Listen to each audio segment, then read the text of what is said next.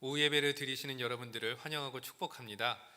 우리 주변에 있는 사람들과 이렇게 눈인사를 했으면 좋겠습니다. 축복하는 마음을 담아서요. 당신은 성숙한 사람입니다. 인사하겠습니다.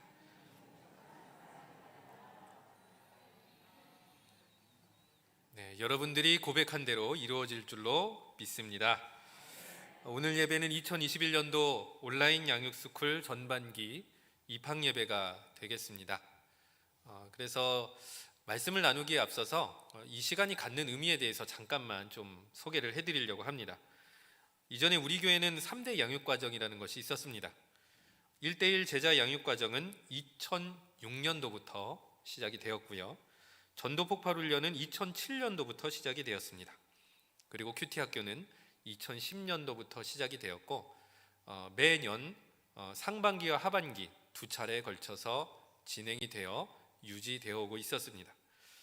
그런 상황에서 저희가 이제 2021년도부터 야심차게 온라인 양육스쿨이라는 이름을 걸고 오늘 드디어 1기생들이 이 자리에 모여 있는 것입니다.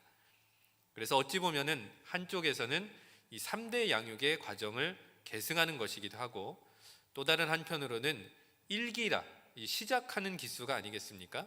무언가 변화된 것으로 변화된 그릇으로 새롭게 저희들이 양육을 하려고 한다는 이런 의미가 담겨 있는 것이죠. 그래서 커리큘럼도 그리고 강사도 또 관련된 교재도 여러 가지 부분들이 변경이 되었고 무엇보다도 제일 중요한 것은 온라인으로 진행이 된다라고 하는 점입니다. 특별히 1기는 그래서 줌이라는 프로그램을 통해서 온라인을 통해서 저희들이 기도하는 것 그리고 말씀 그리고 전도에 대해서 배우게 되는 것입니다. 관이 변화된 교육과정과 내용들이 얼마나 효과적일지 궁금하시지 않습니까? 네, 그러면 5월 첫째 주일 졸업예배에 참석하셔서 1기생들의 간증과 그때 감격스러운 얼굴을 반드시 확인해 주시면 좋겠고요. 그리고 지금 저희가 이제 10명의 제한을 두고 신청자를 받았기 때문에 좀 이렇게 주저주저 하시다가 신청하지 못해서 조금 아쉽고 속상하신 분도 혹시 있을 수 있을 것 같아요.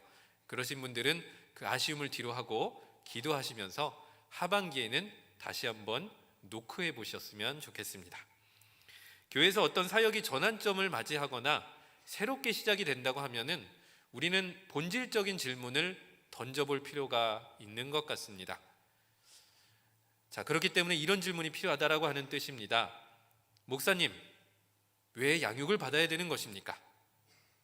저는 전도폭발훈련을 한 번도 아니고 5번씩이나 받았는데 왜 또 양육을 받아야 되는 것입니까?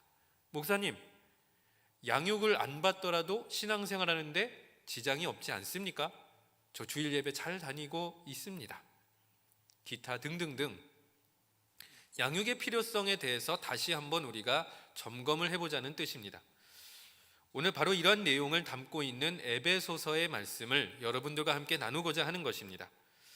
에베소서는 교회에 대한 여러 가지 내용들을 담고 있는데 특별히 에베소서의 저자는 이 교회와 함께 그 교회의 머리가 되신 예수 그리스도께서 어떠한 분이신지를 1장부터 6장까지 차분히 풀어내고 있습니다.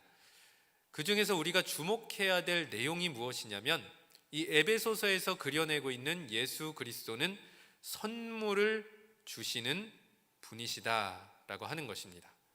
자, 무엇을 주신다고요? 선물. 네. 그러니까 이 내용만 읽어봐도 정말 너무 좋은 것 같습니다. 선물을 주시는 분이다. 자, 이 선물을요, 에베소서의 내용 안에서는 다음과 같은 단어로 바꿔볼 수도 있습니다. 은사와 은혜입니다. 자, 그래서 이렇게 다시 한번 설명을 드려볼 수가 있는데요. 예수 그리스도는 선물을 주시는 분이다. 혹은 예수 그리스도는 은사를 주시는 분이시다. 혹은 예수 그리스도는 은혜를 주시는 분이시다. 라고 에베소서는 예수 그리스도를 이야기하고 있다라고 하는 것입니다. 그 중에서도 특별히 바울은 에베소서에서 예수님을 통해서 우리가 두 가지 선물을 받았다라고 분명하게 이야기를 하고 있는데요. 먼저 첫 번째 선물은 구원의 은혜입니다. 이 관련된 내용을 에베소서 2장 8절에 있습니다. 에베소서 2장 8절을 제가 여러분들에게 읽어드리겠습니다. 너희는 그 은혜에 의하여 믿음으로 말미암아 구원을 받았으니 이것은 너희에게서 난 것이 아니요 하나님의 선물이라. 아멘. 자, 구원은 누구의 선물입니까? 우리 노력의 성취물이 아니라 하나님이 우리에게 갖다 주신 선물이다. 즉 구원의 은혜라고 하는 것, 이 구원이라고 하는 것은 하나님의 선물이다라고 이야기를 하고 있는 것입니다. 그리고 우리 모두, 특별히 이 자리에 있는 여러분들 모두가 이러한 선물을 받으신 줄로 믿습니다. 이런 구원의 은혜, 하나님의 선물이라는 것을 에베소서의 저자가 명백하게 우리에게 알려주고 있고, 우리는 구원을 받은 하나님의 백성으로서 이것이 우리의 노력의 성취가 아니라 하나님께서 우리에게 거저 주신 선물이구나라는 것을 에베소서 2장 8절을 통해서 깨닫게 되는 것입니다. 그런데 에베소서 4장, 오늘 본문에 포함되어 있는 에베소서 4장으로 넘어가면서요, 이 에베소서의 저자는 놀랍게도 우리가 그냥 그동안 흔히 알고 있었던 구원의 은혜라는 선물 말고 교회를 향해서 주신 또 다른 선물이 있다라고 말씀을 하는 것입니다. 특별히 이 관련된 내용들, 오늘 본문에 앞서 있는 내용들에서 조금 더 분명히 드러나게 되는데요, 4장 7절의 말씀을 보면은 우리 각자에게 그리스도의 선물의 분량대로 은혜를 주셨다라고 하는 내용을 우리는 확인해 볼 수가 있고요. 그리고 이 7절의 내용을 확증하기 위해서 8절로 넘어가는데 인용문입니다. 다시 얘기해서 구약성경의 시편 68편 18절의 말씀을 8절에서 인용하면서 결국 예수 그리스도께서 이 땅에 성육신 하시면서 우리에게 무언가 아주 좋은 선물들을 주셨다라고 이야기를 하는 것입니다.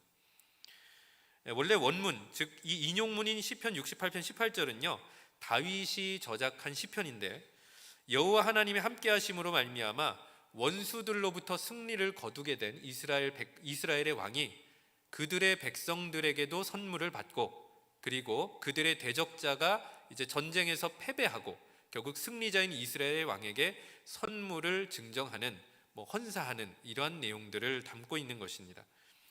그런데 바로 이 에베소서 저자는 이렇게 선물을 받는 이스라엘의 왕의 본문을 인용을 하면서 동사를 조금 바꾸어서 새로운 의미로 해석을 하는데요, 바로 이 땅에 왕으로 오신 예수 그리스도께서 우리에게 선물을 주시는 분으로 오셨다라고 새롭게 해석을 하는 것입니다. 특별히 8절에 이 인용문에 나와 있는 선물이라는 단어가 사실 도마타라고 해서 복수로 되어 있습니다. 그러니까 정확하게는 선물을 주신 것이 아니라 선물들을 주셨다라고 우리는 해석을 하게 되는 것입니다. 바로 그러면 이 선물들이 무엇인가? 바로 오늘 본문 11절의 말씀에 기록되어 있는데 2장 11절 말씀을 함께 읽어보도록 하겠습니다. 그가 어떤 사람은 사도로, 어떤 사람은 선지자로, 어떤 사람은 복음 전하는 자로, 어떤 사람은 목사와 교사로 삼으셨으니. 아멘. 예수 그리스도께서 교회 안에 있는 어떤 사람을 세우셔서 사도로 직분을 주시고 활동하게 하시고, 어떤 사람을 선지자로 세우셔서 활동하게 하시고, 어떤 사람은 복음 전하는 자로 세워 활동하게 하시고, 어떤 사람은 목사와 교사로 세워서 활동하게 하셨더라라고 하는 것입니다. 바로 이 8절에 나오는 선물들은 11절에 나와 있는 사람들을 말하는 것입니다. 그러니까 에베소서의 저자는 우리가 구원의 은혜라는 선물을 받았을 뿐만이 아니라 교회를 위해서 교회를 섬기는 사람들이라는 선물을 받았다라고 이야기를 하는 겁니다. 다시 말하면 교회를 섬기는 사람들이 곧 선물이다라고 하는 것입니다. 이 직책에 공통점이 있습니다. 사도, 선지자, 복음 전하는 자, 목사와 교사의 공통점은 모두 다 말씀을 통해서 성도들을 양육하고 그 말씀을 전파하는 자라는 공통점이 있다라고 하는 것입니다. 그렇기 때문에 다시 한번 예수 그리스도께서 주신 두 번째 선물이 무엇인지를 정해 볼 수 있는데, 그것은 무엇이냐면 사역의 은혜다라고 하는 것입니다. 다시 얘기해서 교회에게 양육자들이라는 선물을 주시면서 그들을 통하여서 교회를 세워나가고 사역이 진행될 수 있도록 베풀어 주셨다라는 의미를 담고 있는 것입니다. 그렇기 때문에 오늘 이 교회에서 혹은 이 교회 안팎에서 여러분들을 포함하여 또 사역자들도 당연히 포함되겠지만요, 이 하나님의 말씀으로 양육하거나 훈련시키거나 가르치는 모든 사람들은 결국에는 하나님께서 교회를 위해 주신 선물과 같다라고 우리는 확인하게 되는 것입니다. 자, 그렇다면 이렇게 교회의 사역을 위해서 또 교회를 건강하게 세우기 위해서 선물로 받은 바로 이 사람들은 어떤 목표를 가지고 일을 하게 되느냐라고 하는 것이 바로 12절의 말씀에 나와 있습니다. 이 12절 말씀을 제가 여러분들에게 읽어드리도록 하겠습니다. 이는 성도를 온전하게 하여 봉사의 일을 하게 하며 그리스도의 몸을 세우려 하심이라. 아멘. 성도를 온전하게 하여 봉사의 일을 하게 하며 그리스도의 몸을 세우는 것, 이것이 바로 교회가 그리스도께서 선물로 주신 양육자들이 행하는 일이다라고 하는 것인데요.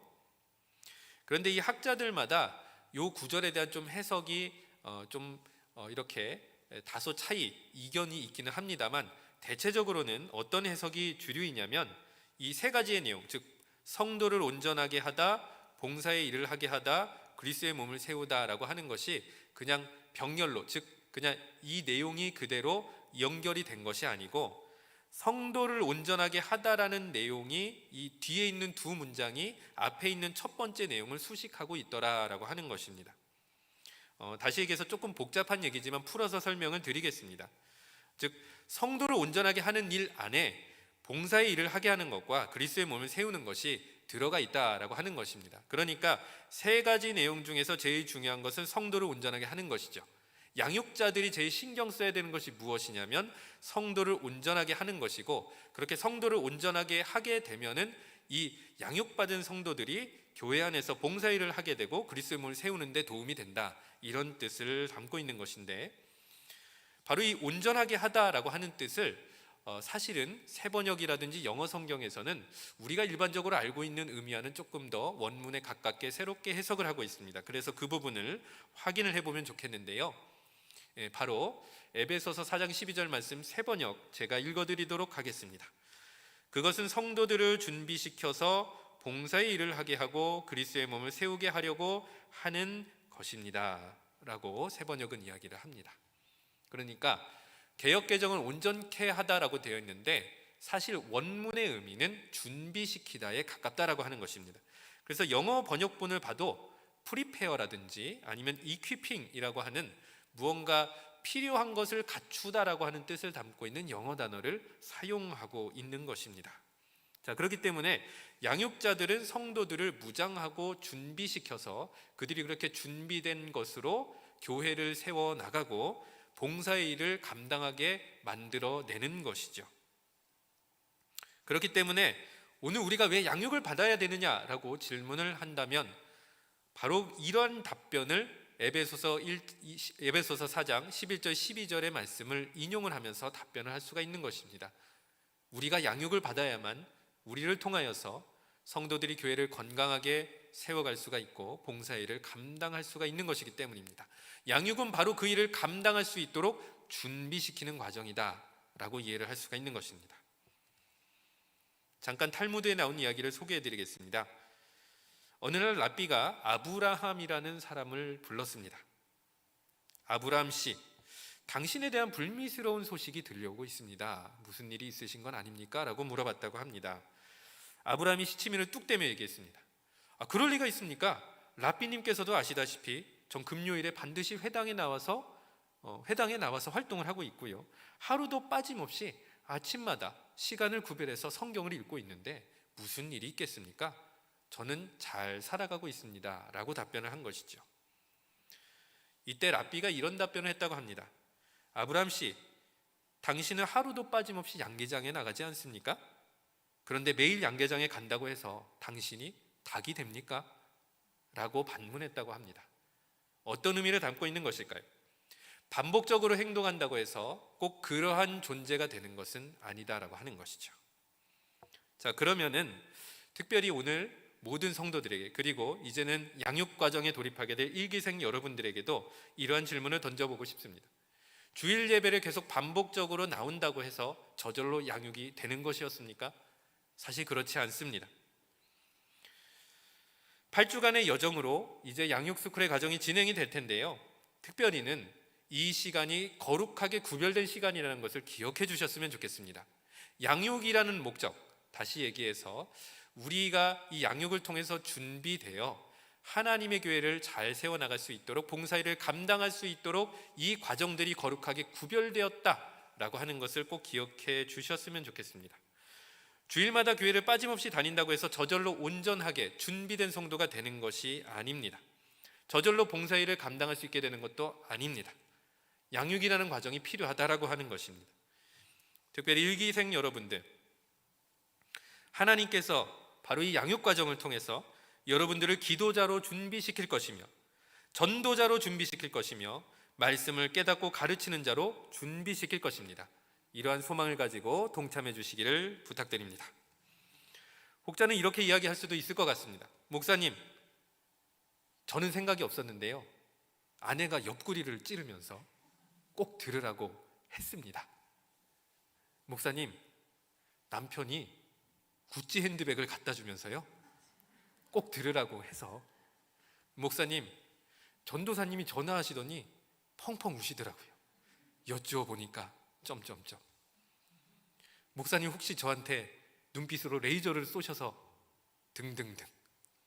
모르겠습니다. 여러분들이 어떤 동기를 가지고 이 과정에 동참했는지는 저는 100% 알고 있지는 않습니다만, 어찌되었든 이 자리에 있는 것 자체가 하나님의 뜻인 줄로 믿습니다.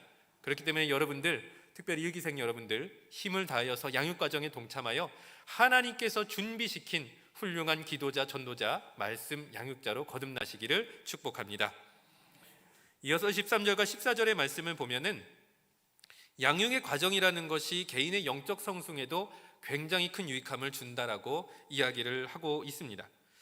본문 13절과 14절의 말씀, 에베소서 4장 13, 14절의 말씀을 한 목소리로 읽겠습니다. 우리가 다 하나님의 아들을 믿는 것과 아는 일에 하나가 되어 온전한 사람을 이루어 그리스도의 장성한 분량이 충만한 데까지 이르리니, 이는 우리가 이제부터 어린아이가 되지 아니하여 사람의 속임수와 간사한 유혹에 빠져 온갖 교훈의 풍조에 밀려 요동하지 않게 하려 함이라. 아멘. 내용이 굉장히 좀 길지만 사실 13절과 14절에서 명사만 잘 찾아서 대조해봐도 본문의 뜻이 명확하게 드러나는데요, 13절에 쓰인 명사 중에서 제일 중요한 것은 온전한 사람입니다. 14절에서 제일 중요한 명사 단어는 어린아이입니다. 눈치를 채셨을 것입니다. 온전한 사람과 어린아이는 대조되는 용어입니다. 공동번역 같은 경우도 이 용어를 대조시키고 있는데요, 13절 같은 경우는 온전한 사람을 성숙한 인간으로, 그리고 14절 같은 경우는 어린아이를 동일하게 어린아이로 번역을 하고 있습니다. 다시 얘기해서 신앙적으로 온전하고 성숙한 사람과 어린아이 같은 사람을 대비를 시키면서 결국 이 양육이라는 과정을 통해서 우리가 영적 성숙에 도달하게 된다라고 하는 것을 권면하는 것입니다. 그래서 14절의 후반부의 말씀에 보면은 이 어린아이가 되지 아니하여 다음에 사람의 속임수, 간사한 유혹에 빠져 교훈의 풍조에 밀려 요동하지 않게 하려 함이라 라고 말씀을 하지 않습니까? 결국에는 신앙적인 성숙을 통하여서 우리가 더 이상 어린아이 같은 모습을 내려놓고, 그리고 어떤 이단의 가르침이라고 하든지 죄의 유혹으로부터 요동하지 않고 늘 평정심을 유지하면서 예수 그리스도와 동행하는 삶을 살아가게 된다라고 하는 것을 말씀을 하는 것입니다. 그럼 이야기는 이렇게 뒤집어 볼 수가 있는 것이죠. 여전히 우리가 죄의 유혹에 취약하거나 이단의 가르침이나 세상의 가치관에 요동하고 있다면 우리는 아직 영적 성숙에 도달하지 못하고 있는 것이다 라는 것입니다. 또 한 가지 더 문제가 있다면, 이 개인 신앙의 관점에서 미성숙이 문제가 되는 경우도 있지만, 교회는 공동체이기 때문에 이 미성숙한, 즉 어린아이와 같은 신앙이 교회를 해치게 되는 경우도 있다라고 하는 것입니다. 사실 바울 같은 경우는 종종 이 본인이 보낸 편지에서 영적 성숙의 가르침을 많이 강조하는 편인데요, 실제로 성숙하지 못한, 즉 미숙한 교인들의 충돌이나 갈등 때문에 교회가 종종 여러 가지 위험에 빠졌던 것을 경험했기 때문입니다. 간단한 예를 들면 고린도 교회 같은 경우가 그렇습니다. 고린도전서 14장에 보면은 바울이 예배에 관련해서 권면하는 내용인데요, 그 내용을 요약하면 이렇습니다. 은사자들이 무질서하게 예배 때 너도 나도 나서서 예배 가운데 갑자기 순서도 아닌데 방언도 하고 통역도 하고 예언도 하고 아무런 순서나 질서가 잡히지 않은 채로 예배 때 마구잡이로 참석하다 보니까 사람들이 너무 혼란스러워하는 것이었습니다. 근데 결국 이러한 모습들은 어린아이처럼 사람 앞에 자기가 하나님께 받은 은사를 감사하고 선용하는 것이 아니라 그냥 뽐내기 위했던 그런 어떤 어린아이와 같은 마음들이 이 교회 안의 예배 가운데 드러나게 됐던 것이죠. 고린도후서 10에서 11장의 말씀을 보면은 바울은 자신의 사도직이 정당하다, 내가 너희들을 교회를 세웠고 너희들을 가르치는 것이 정당하다라는 이야기를 굉장히 길게 이야기를 하는데, 그 원인은 무엇이었냐면 거짓 복음을 전하는 교사들이 고린도 교인들을 미혹시키고 바울은 가짜 사도 아니냐라고 공격했기 때문입니다. 그런데 이상한 것은 고린도 교인들이 바울이 교회를 세워가고 복음을 전하는 과정에서 얼마나 많이 고생했는지를 알고 있었음에도 불구하고 결국에는 그 주장에 미혹되어 넘어져 버렸던 것입니다. 이외에도 여러 차례 바울은 각 교회들마다 혹시 미숙한 모습으로 교회가 위험에 빠지면 여러 차례 성숙한 신앙을 가지고 변화되고 거듭날 것을 권면하고 있는 것입니다. 이러한 모습들은 결국 바울이 자기 중심적으로 생각하고 행동하는 어린아이 신앙의 모습을 권면하고 거기서부터 일깨워 나가기를 간절히 부탁하는 바로 그러한 내용을 담고 있는 것이죠. 심리학에서는 이런 용어가 있다고 합니다. 피터팬 신드롬 혹은 성인아이 증후군입니다. 몸은 어른입니다. 그런데 감정 표현이나 사고력이 아직은 아이의 수준에 머물러 있는 것이죠. 그래서 사회생활이나 인간관계에 이 미성숙함으로 여러 가지 어려움을 겪는 경우를 의미한다고 합니다. 심지어는 이런 피터팬 신드롬을 가지고 노래를 작곡한 사람도 있는데요. 가수 거미를 혹시 아십니까? 들어보신 분이 있을 것 같습니다. 2005년도에 발표한 어른아이라고 하는 노래가 있는데 가사가 이렇습니다. 제가 좀 생동감 있게 여러분들에게 이 내용을 알려드리기 위해서 낭독만 하겠습니다. 착한 아이처럼 말만 잘 들으라 해서 시키는 대로 했는데 자꾸 지겨워해. 아무리 때를 써도 차라리 토라져 봐도 남자가 주는 이별에 항상 울기만 해. 한 대목만 제가 인용을 했습니다. 사랑하는 남자 앞에서 아이처럼 어리광만 부리는데 이 모습에 실증난 남자가 이제 이별을 선언하게 되는 거죠. 그래서 이제 마음 아파하고 울다가 또다시 새로운 남자친구가 생기면은 같은 모습이 반복되더라, 이런 뜻을 담고 있다고 합니다. 어쩌면 우리는 이 가사의 주인공처럼 아이로만 지내려 하다가 더 소중한 것을 잃어버리는 것은 아닌지 모르겠습니다. 정신의학과 전문의인 최영희 박사님이라는 분이 계시는데요, 건강한 어른의 17가지 특성을 발표한 적이 있는데 신앙생활과 관련해서도 시사할 점이 있는 것 같아서 제가 다시 한번 인용을 드리도록 하겠습니다. 총 17가지 내용 중에 일부만 소개해 드립니다. 첫 번째 내용은 나는 자신이 바꿀 수 없는 것에 대하여 불평하지 않는다. 나는 다른 사람의 성공이나 행복이 나의 것을 가로막는 것이 아님을 알기에 시기하지 않는다. 나는 과거를 불러내어 되새김질하지 않으며 아직 오지 않은 미래를 미리 끌어당겨 걱정하지 않는다. 그리고 오늘 내용과 관련해서 좀 중요한 부분이 있습니다. 한 가지 더 읽어드리면 이렇습니다. 나는 배우고 성장하고 변화될 수 있다. 여러분들이 바로 그러한 사람인 줄로 믿습니다. 양육받는 사람이 바로 이러한 사람이죠. 내가 지금까지 가지고 있었던 어린아이 신앙을 과감하게 하나님 앞에 포기하고 주님 배우겠습니다, 성장하겠습니다, 변화하겠습니다, 그러한 능력이 성령 하나님으로부터 임할 줄로 믿습니다 라고 하는 믿음으로 우리는 나아갈 수가 있는 것입니다. 그러므로 양육이라는 것은 내 안에 영적 어린아이를 하나님 앞에 내려놓고 성숙한 신앙인으로 나아가고자 결단하는 것을 의미합니다. 온라인 양육스쿨 1기생 여러분들, 양육을 통해서 영적 어린아이를 내려놓고 기도하시는 예수님, 전도하시는 예수님, 말씀을 가르치신 예수님의 모습으로 성장하게 되기를 축복합니다. 말씀을 정리하겠습니다. 예수님은 사역의 선물로 양육자들을 교회에 주셨습니다. 교회는 양육자들의 양육을 통해서 성도들이 봉사일을 행하고 그리스도의 몸인 교회를 건강하게 세워갈 수 있도록 돕는 것입니다. 그리고 양육은 미숙한 그리스도인을 성숙한 그리스도인으로 변화시키는 중요한 발판이 되는 것입니다. 이제 영등포교회가 온라인 양육스쿨 제1기의 대장정의 시작을 밟습니다. 이 위대한 모험에 자원한 여러분들을 진심으로 축하드리며 이 시간을 통해 온전하고 유능한 그리스도인으로 교회 일꾼으로 변화되어 가기를 바랍니다. 또한 제1기생으로 지원하지 않으신 분들도 양육받기를 사모하시기를 바랍니다.